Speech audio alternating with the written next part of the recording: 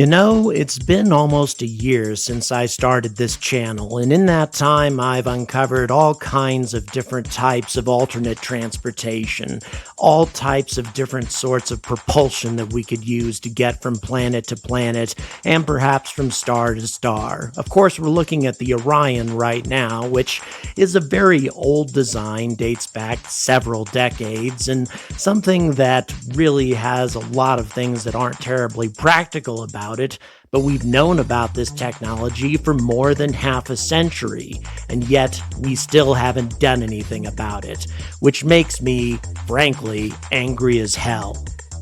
Now, look, I can understand why several different types of propulsion that I've talked about on this channel haven't really gone anywhere for a while, because they always use nuclear power. In some cases, like the Orion, thermonuclear explosions, or fission fusion pulse propulsion, or something along those lines, which might be very hard for a company like SpaceX to get its hands on.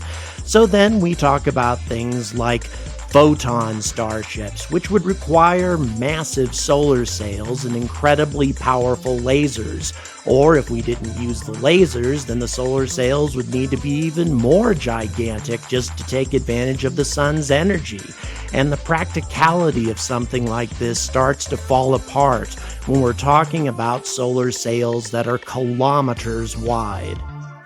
But I have to admit, personally, I do find the notion of using light to propel things instead of nuclear explosions or nuclear reactors, which would require us taking fissile material off of Earth and the risks involved with that.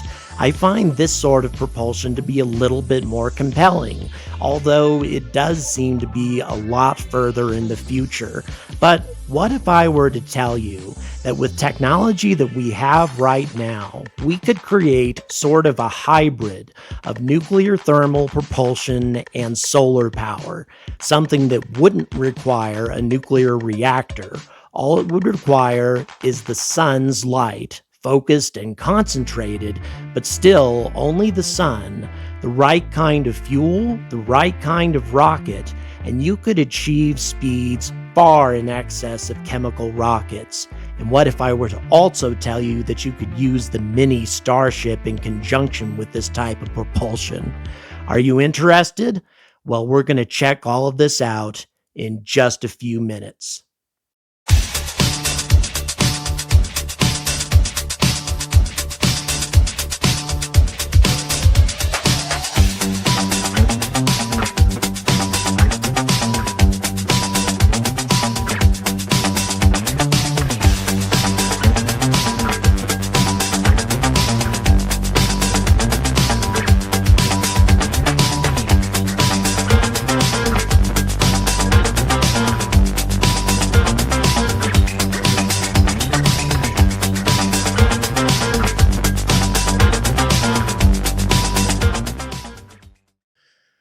Good evening, and welcome to another episode of the Angry Astronaut. So, here in the United States, and in the United States only, we are growing very close to a national holiday, and I'm going to be leaving within a few hours for Colorado.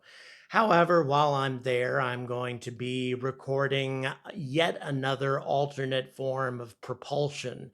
And a lot of you may think that I'm sort of addicted to these things, but I feel that if we're going to be setting up a consistent mode of transport between here and the red planet and actually establishing a colony there, increasing the speed and the rapidity in which we can colonize this planet and transport people in as large of numbers as possible is the key to our success. And there are so many ways to do it that I've talked about, but most of them involve the use of nuclear reactors or, in some cases, nuclear explosions. And all of those would require that SpaceX get its hands on fissionable materials from the Atomic Energy Commission or the military or somebody. And I have a hard time believing that a private corporation is going to be able to realistically do that. at least not quickly. I think that the US government is going to be very, very hesitant to give those kinds of materials and that kind of technology to a private corporation. But what if I were to tell you that there is an alternate form of transportation that uses the sun, and I'm not talking about a solar sail here, uses simply the sun and propellant and no other forms of engines, except, of course, for the chemical engines required to get us off the planet in the first place. But as far as here to Mars is concerned, we can do it without a solar sail and without nuclear propulsion, and we can do it in 2 months. Does that sound impossible to you? Well, it isn't. And there is a lot of evidence to back that up and a lot of research that's been done on what's called solar thermal propulsion. What is it? How does it work? Well, we're going to find that out right now. Now, for those of you familiar with my videos, you probably recognize this thing, and no, it's not a giant hefty bag, but it's rather what's called the Trans-Astra Queen Bee. Now, although I've talked a lot about this asteroid mining ship, which is designed to capture small asteroids and bring it back to low Earth orbit, I haven't talked a lot about how it's propelled. And this is actually solar thermal propulsion at its simplest. Now, the Queen Bee uses large mirrors to focus the sun's energy into an intense amount of heat, and that heat is used to break down a C-class asteroid into many of its components, most important of which is water. Now, in the Queen Bee's case, the vast majority of the water that it creates, or water vapor rather, with this intense heat, is going to be used for commercial purposes, essentially to be carried back to low Earth orbit and used for fuel. But it can also be used as a propellant for the ship itself. Break down the asteroid into water vapor, heat that water vapor, and use it for propellant. It doesn't achieve a great deal of speed, but for this particular ship, it doesn't really matter. So when it comes down to it, the Queen Bee is actually a pretty damn ingenious ship. It doesn't need to carry its own propellant, it captures its own, and it doesn't require any sort of nuclear power or any other conventional form of reactor or any power at all, really. It creates its own, and not by use of solar panels, but by use of mirrors that focus the sun's energy. It's a completely different and innovative way of hauling asteroids around and mining near-Earth asteroids, or perhaps the asteroid belt in the future. But how does that work for hauling people? Well, here's my favorite solution, and this is something called, as you can see, the solar moth, and it was a concept that came out in 1957 in an issue of Popular Mechanics. 1957, 12 years before we set foot on the surface of the moon, we had a concept of using the sun to help us create a form of propulsion that was simply light years beyond what we had at the time. And the concept is so damn simple. Just increase the size of the mirrors, and you're not talking about giant mirrors like several kilometers in diameter like some of the solar sails that we've talked about. They're big, but I'll get into the specifics later. And then use the increased amount of solar energy to heat the rocket and the fuel to over 5,000 degrees Kelvin. Ideally, you could actually achieve temperatures of closer to 6,000 degrees Kelvin, and the type of fuel you would use instead of water vapor in the case of the Queen Bee would be hydrogen, and that hydrogen would be broken down into atomic hydrogen by that amount of heat and driven out the nozzle of the rocket at an incredible speed. And what kind of speed are we talking about here? Well, conventional chemical rockets are looking at about 3.5 kilometers per second, actually a little bit more than that, whereas this would be looking at 12. So we're looking at almost 4 times the efficiency. And a system with that kind of efficiency could drive 100 tons worth of cargo, in other words, the size of the Mini Starship, that wasn't just clickbait, all the way from Earth to Mars in less than 2 months. So you're looking at significantly better than nuclear thermal propulsion using only the sun. And oh yeah, this mission scenario also gives you the option to enter orbit if you wanted to, but there are of course drawbacks to all of this. How do you get these mirrors into orbit in the first place? How much are they going to weigh? Isn't that going to slow the ship down? And most importantly, how do you heat the fuel to such an incredibly high temperature without melting the engine itself? Well, these are good questions, but they all have very good answers. Now let's talk about the mirrors to begin with. If anybody's watched some of my previous videos about solar power in space, then you know about this origami-based type of solar panel. But instead of using it as a solar panel, you can use it as a solar reflector instead. And these things can get to be quite sizable. Now, one Starship could carry up 18 of these origami arrays, creating a hexagonal giant reflector 240 meters on a side, and the ship would require 2 of these. Now, granted, that is pretty huge, but at the same time, using present-day technology, each of these reflectors would only weigh 5 tons. And so a solar moth using these kinds of reflectors would probably look a little bit more like this, and capable of generating over 900 megawatts worth of power, focused sunlight, increasing the temperature on the fuel to this incredible heat of about 5,800 degrees Kelvin. And keep in mind this uses present-day technology. Reflective mylar that only weighs 7 grams per square meter. But how do you keep the whole thing from melting? Well, with this substance, a metal called rhenium. Now, rhenium does melt at a temperature of 5,800 degrees Kelvin. However, it does retain itself as a very stable liquid, making it an extremely good heat exchanger to transfer the heat of the sunlight to the liquid hydrogen, converting it into atomic hydrogen and ionizing it at the same time. Now, once the hydrogen is superheated and ionized, then it's driven out the nozzle of the rocket by electromagnetic forces, much in the same way as a lot of other next-generation rockets do so. And this diagram you're looking at is the rotating drum setup, and I'm going to allow an expert on the subject to explain it in an article that I have linked in the description, because my limited knowledge on this, I think, isn't quite up to par. However, if you want to look at a more basic diagram, this diagram demonstrates how the liquid hydrogen actually cools the external wall of the rotating drum, which is made out of a substance called tantalum hafnium carbide.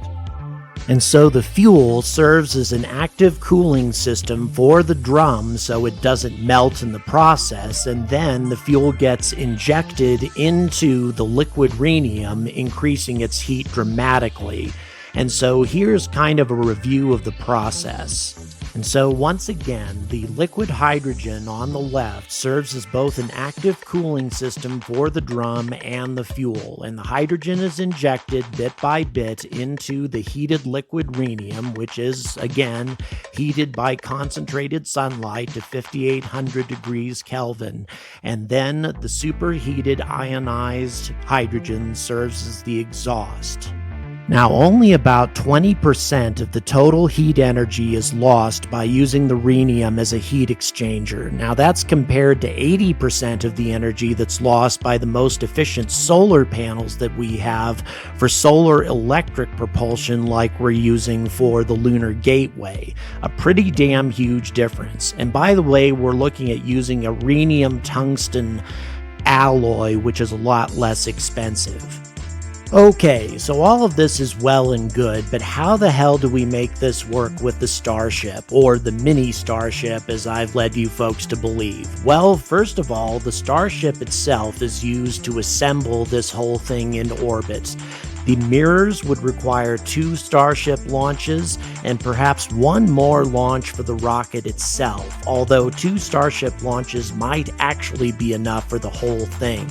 And then once it's assembled, then you bring up the Mini Starship after that to dock with the rocket, which means that the entire Mini Starship can be used for chemical fuel or cargo or whatever you want to use it for, since the vast majority of the driving force behind it is going to be the solar thermal engine. And so, just like in Mars Direct 3.0, which I have linked in the description, the Mini Starship is deployed by the main Starship, and instead of using its own engines to get to Mars, it docks with the Solar Moth and uses its engines to get to Mars instead. And instead of a 6-month time frame, we're looking at less than 60 days. And all the redundancy of Mars Direct 3.0 could also be used in this system, because if for some reason the solar thermal engines break down in the process, the Mini Starship would still have its own engines to either get to Mars or to perform an abort. And once the solar thermal system became more tried and true, then the Mini Starship's Raptors would only be needed for a powered landing on Mars, which would only require maybe 8 tons of fuel or so, which means the rest of the ship could be used for cargo and passengers, making it capable of carrying almost as much cargo as the entire Starship in the original plan. Using an alternate form of propulsion changes everything for our plans of colonizing the Red Planet. Now, don't get me wrong, the old-fashioned Starship is still going to serve an invaluable purpose when it comes to transporting large amounts of cargo or the solar moth and all the materials necessary to make it into low Earth orbit, and also probably to carry large amounts of cargo to Mars. But when it comes to only 60 days in microgravity, only 60 days of exposure to radiation and cosmic rays, transporting people with the Mini Starship and a better propulsion system is a winning combination. And remember, like the Orion, like nuclear thermal, like just about every type of alternate form of rocket we can think of, we've known about solar thermal for over 60 years, and yet we still haven't done anything about it. Even though, unlike so many other alternate forms of propulsion, this one doesn't involve nuclear power, or nuclear explosions, or nuclear anything. And it has other types of designs, like this one, which involves just the use of one gigantic mirror in order to provide the heating for the fuel, and putting the ship on the front of it. A lot more basic, and yet we're not seeing that either, or any sort of active development. Are we ever going to see something like this happen, at least in my lifetime? I sort of doubt it, and that makes me the angriest of all. So there you have it, a type of propulsion that is far superior to our chemical rockets, and without the use of nuclear power and without the use of gigantic solar sails. I know it seemed impossible, but it isn't. It simply isn't. This is something that we could do. One of many different kinds of alternate forms of propulsion that we should be trying to pursue here and now if we intend to travel to the Red Planet and establish a colony there. I feel very strongly about this, as I'm sure all of you have observed, because we've been using these damn chemical rockets for entirely too long. We've been using them for centuries, 1,000 years, as a matter of fact, or very close to it if you you count the Chinese, and I've mentioned that a number of times in the past. It's time for us to put on our big boy pants, so to speak, and graduate to a new form of propulsion, regardless of what that might be: nuclear, thermal, or this, or using light sails, or using something else, but some form of propulsion that will actually allow us to travel interplanetary throughout the solar system. Now, of course, as I mentioned in the video, this form of propulsion grows to be less effective the further you are away from the sun. It may not be as effective or a practical way of reaching the Jovian worlds, but by then we'll probably have something significantly better, and something that will allow us to reach those worlds in an acceptable amount of time. And also, we need to remember that the more efficient our rockets are, the more efficient our propulsion is, the more propellant we're going to have left over when we arrive at our destination, which gives us flexibility. It allows us to enter into orbit. It allows us to perhaps dock with a new propellant station in orbit, namely Phobos or Deimos. I know I'm obsessed with that concept, but I think it's a great idea.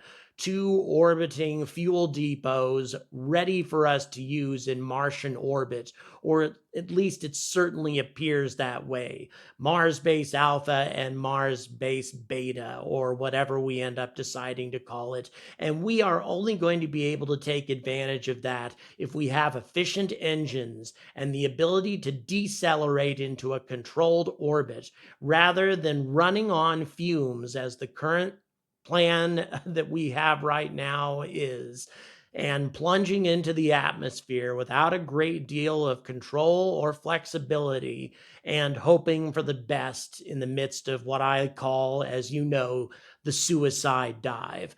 I think there are ways around that, and I think alternate forms of propulsion are going to give us the flexibility to not only get there quicker, but also to get to another planet more safely. And we absolutely need to be pursuing that if we want this to be a successful undertaking. Well, if you want to continue to see unusual forms of propulsion, things that other channels tend to not talk about very much, if you want to see this mug get blown to bits, well, please subscribe if you have not already done so. And if you wish to support this channel further and help me along in continuing to make this my career and continue to churn out as much content as I tend to, even when I'm having family holidays going on, then please support me. There are ways in the description to do that, many different ways. But if you can't, I certainly understand, especially during the holidays. It's up to you. So until we're ready to take a step forward, as I've said many times, and graduate away from this ancient form of chemical rockets that we continue to be addicted to, and really use our minds to give us a new form of propulsion to propel us to other planets in the solar system, or perhaps even one day to other stars, I urge all of you to stay angry about space.